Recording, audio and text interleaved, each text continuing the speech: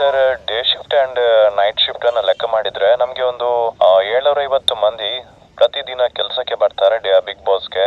ಅದರಲ್ಲೂ ಒಂದು 150 ಮಂದಿ ಟೆಂಪರರಿ ಆಗಿ, ಅಂದ್ರೆ ಬರ್ತಾ ಇರ್ತಾರೆ ಹೋಗ್ತಾ ಇರ್ತಾರೆ, ಟೆಂಪರರಿ ಆಗಿ ಅವ್ರಿಗೆ ಕೆಲಸ ಇರುತ್ತೆ.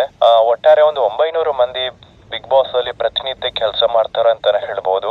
ಕ್ಲೀನಿಂಗ್ ಆಗಿರ್ಬೋದು, ಅಥವಾ ಒಂದು ಕ್ಯಾಮರಾಮ್ಯಾನ್ ಆಗಿರ್ಬೋದು, ಅಥವಾ ಕೆಲವೊಂದು ಎಡಿಟರ್ಸ್ ಆಗಿರ್ಬೋದು. ಈ ರೀತಿ ಒಂದು ಟೆಂಪರರಿ ಆಗಿ ಕೂಡ ತುಂಬಾ ಜನ ಕೆಲಸಕ್ಕೆ ಬರ್ತಾರೆ. ಸೊ ಇಷ್ಟು ಜನ ಒಂದು ಏನು ಕೆಲಸ ಮಾಡ್ತಿದ್ದಾರೆ ಅವರೆಲ್ಲರನ್ನ ಕೂಡ ಈಗ ಕ್ವಾರಂಟೈನ್ ನಲ್ಲಿ ಇಟ್ಟಿದ್ದಾರೆ ಅಂತ ಹೇಳ್ಬೋದು. ಸುಮಾರು ಒಂದು 800-850 ಮಂದಿ ಇದ್ದಾರೆ ಈಗ ಸದ್ಯಕ್ಕೆ. ಎಲ್ರು ಕೂಡ ಇದು ಒಂದು ರೆಸಾರ್ಟ್ ಅಲ್ಲಿ ಇದ್ದಾರೆ. ಈಗಲ್ಟನ್ ರೆಸಾರ್ಟ್ ಅಲ್ಲಿ ಇಟ್ಟಿದ್ದಾರೆ ನಮ್ಮನ್ನೆಲ್ಲ. ಬಿಗ್ ಬಾಸ್ ನಲ್ಲಿ ಏನೋ ಕಂಟೆಸ್ಟೆಂಟ್ ಬಾಕಿ ಇದ್ರು 12 ಮಂದಿ. ಅವರಿಗೆ ಈಗ ಸದ್ಯಕ್ಕೆ ಮೊಬೈಲ್ ಫೋನ್ ಎಲ್ಲ ಅಲೌಡ್ ಇಲ್ಲ. ಅವರನ್ನು ಒಂದು ಸೆಪರೇಟ್ ಆಗಿ ರೂಮ್ ಅಲ್ಲಿ ಇಟ್ಟಿದ್ದಾರೆ. ಸೆಪರೇಟ್ ಅಂದ್ರೆ ಒಂದು ಅವ್ರಿಗೆಲ್ಲ ಸೆಪರೇಟ್ ಆಗಿ ಒಂದು ಸ್ಪೇಸ್ ಅನ್ನ ಕೊಟ್ಟಿದ್ದಾರೆ ಇದು ಈಗಲ್ಟನ್ ಅಲ್ಲಿ.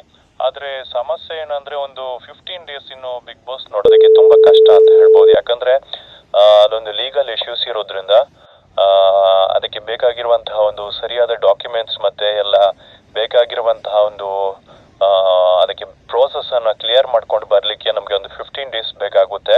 ಸದ್ಯದಲ್ಲೇ ನಾವು ಎಲ್ಲ ಲೀಗಲ್ ಪ್ರೋಸೆಸ್ ಅನ್ನ ಕ್ಲಿಯರ್ ಮಾಡ್ಕೊಂಡು ಆದಷ್ಟು ಬೇಗ ನಾವು ಬಿಗ್ ಬಾಸ್ ಅನ್ನು ಒಂದು 15 ಡೇಸ್ ಒಳಗೆ ಮತ್ತೆ ರೀಲಾಂಚ್ ಮಾಡ್ತೀವಿ. ಇದರ ಬಗ್ಗೆ ಸುದೀಪ್ ಅವರು ಕೂಡ ನಿನ್ನೆ ಕರೆ ಮಾಡಿದ್ದಾರೆ, ಮಾಹಿತಿಯನ್ನ ತಗೊಂಡಿದ್ದಾರೆ.